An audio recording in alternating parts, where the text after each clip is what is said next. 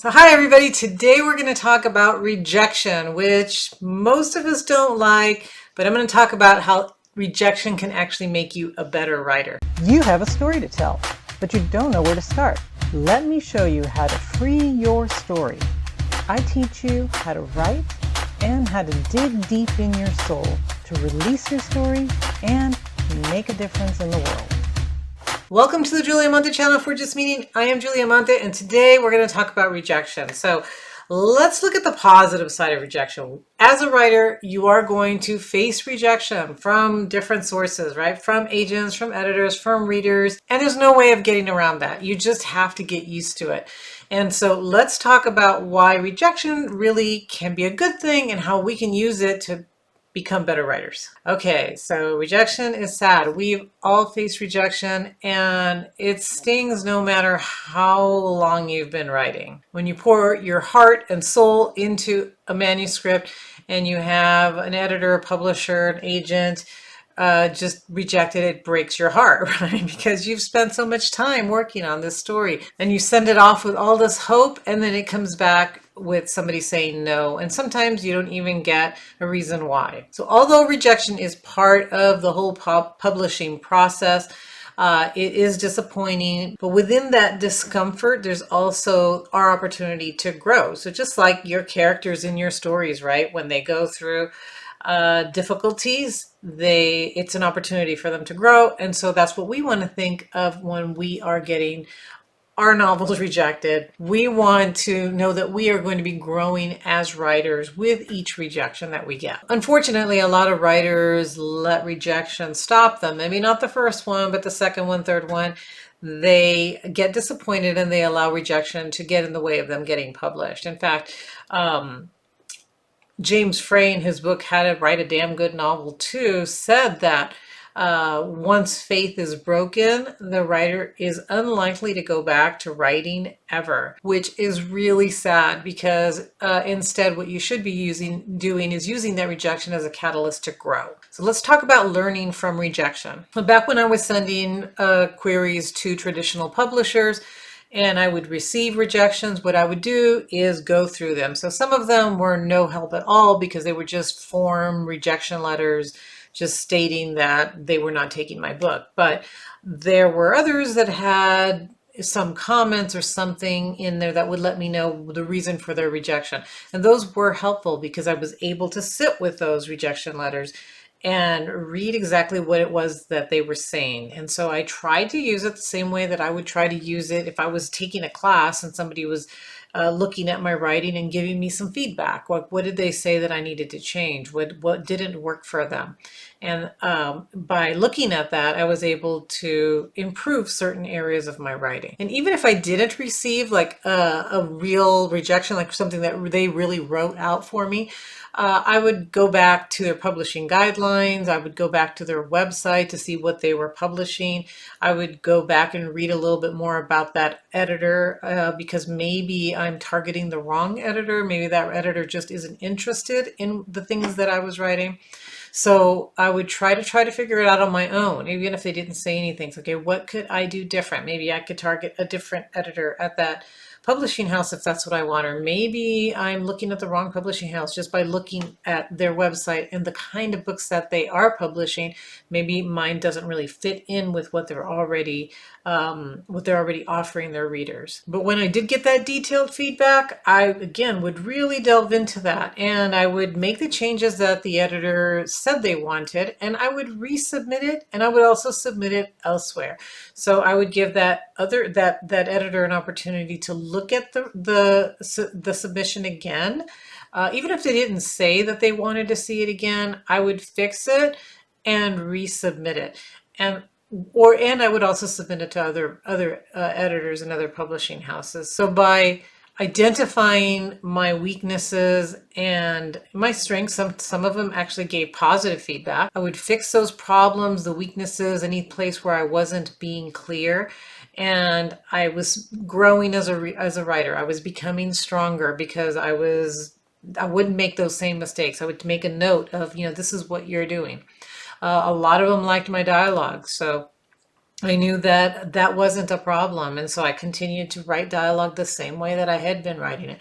But some areas were not clear. So sometimes it was the structure, sometimes it was descriptions, sometimes it was too much telling. So whatever they said was the problem, I tried to work on that so that that manuscript as well as future manuscripts would not have the same issues. So that's the first thing, is just learning from your rejection. The second thing is to build up your resilience. So resilient authors do not, they have their moments. They might cry, they might be disappointed, but they move on. They don't take that no as a real no. Like, this is a permanent no. It's never a permanent no. We'll talk about why there are so many authors that sent their manuscripts out again and again and again. And the reason they did that is because they just didn't take no for an answer. And so that's the first thing, right? Is that you just decide that this no just meant that it wasn't ready yet. That means I need to do some more work. I need to do a little bit more research. I need to understand the publishing business better, maybe, or the publishers that are out there. Every business is like that.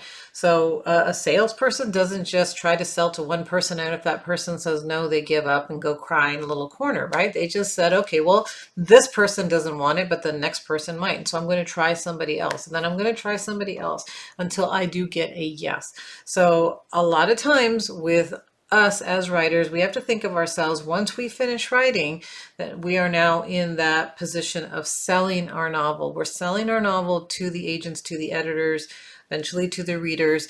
So we need to have a different kind of belief. We're taking that artist hat off, where it does hurt our feelings, where it is personal because it's our story, to now we just have this product that we're trying to sell and place in the right place.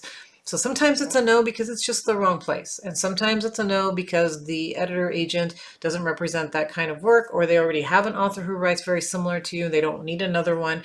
So there's a lot of reasons. So don't get stuck on that no. When it's not, it doesn't mean that you're never going to publish. So be resilient, know that you can continue to write and just continue to try to sell your work somewhere else. Also, I want to mention that, the path to writing success is not linear, meaning that it's not like you're gonna reach this level and then you're gonna move on to the next level and then the next level, and you're gonna continue to grow. It doesn't happen like that at all. And I can tell you, because I've written for lots of different publishers.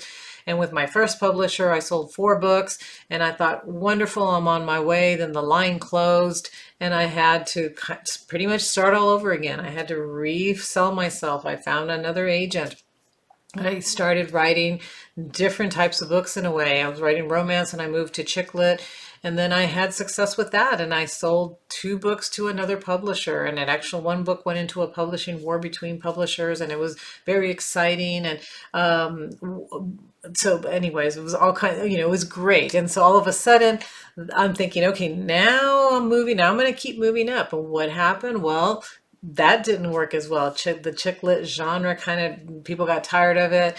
They didn't want that anymore. I had to change my style again. I had to change my name again, my pseudonym. So I was Laura Rios. Now I'm Julia Monte, right? So it's not a linear thing. It goes up, it goes down. Sometimes it goes down to a level where you were. Sometimes it goes below that level, right? And so it could be very crushing. So don't think that, again, that no means no. Don't think that it's going to always be an uphill ride or journey. It's really not. But it always goes up. So I'm not in the same place I was when I started writing.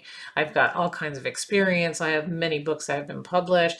I understand the publishing world. I know a lot of editors, a lot of agents, and it's been fun for the past 25 years, and it's been definitely a move in the right direction, but it has not been a complete skyrocket up.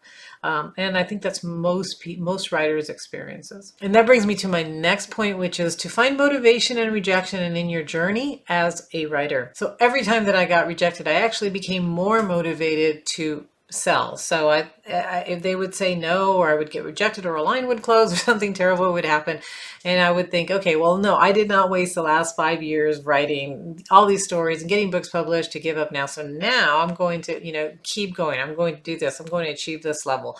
And so I used it as motivation. And many writers do that. If whoever doesn't believe in them, let's say it's a family member, they think, I'm going to show you, I'm going to prove to you that I can be a writer, that I can be successful, that I can sell this story, right? So the more you do that, the more you use that rejection or maybe the belief that people don't have in you to motivate you to do better, to show them, right? The better it's going to be for you to do that writing, stick with it until you reach the goal that you want. So use that rejection as a challenge, okay?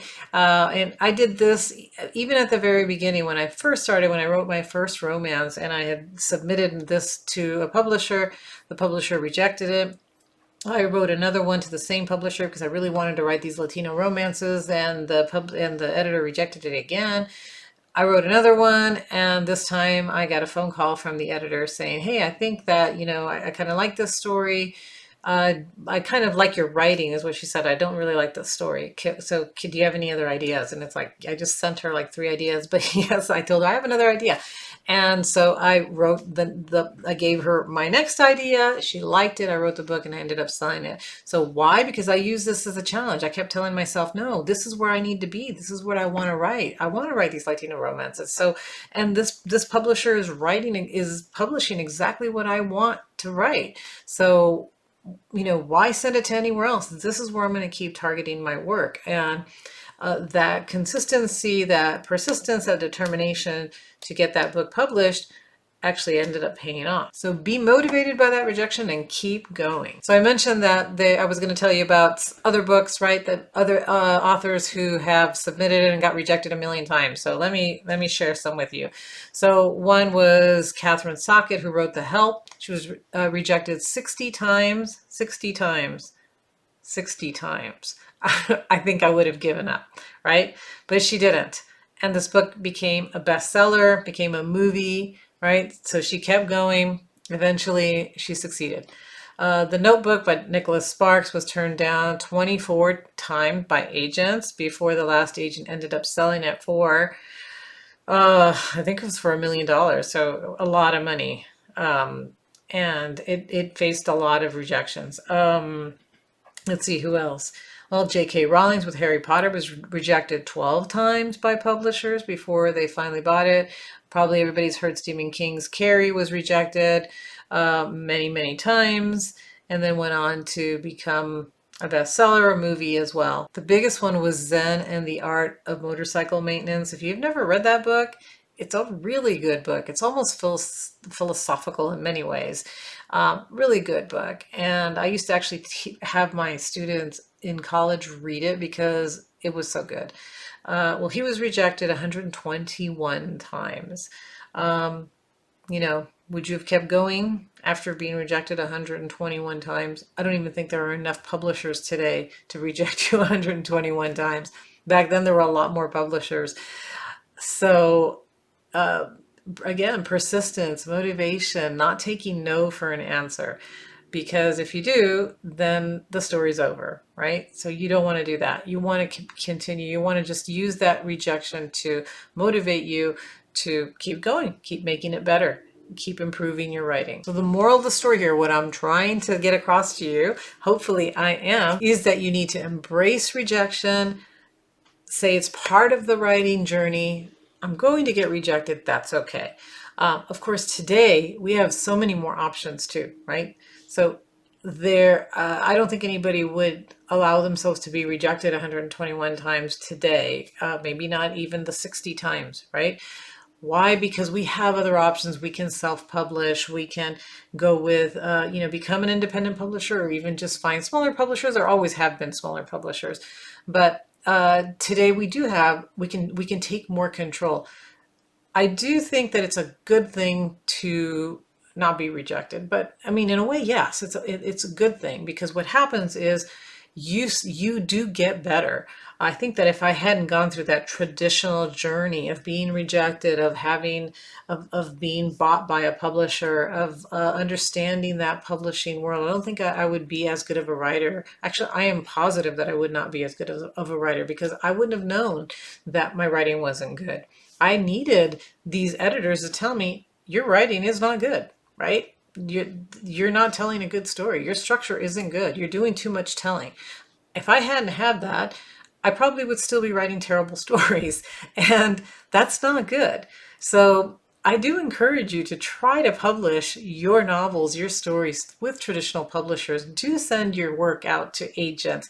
Do send them out to editors and try and get feedback from other people, because it will make you a stronger writer. That rejection will make you a stronger writer.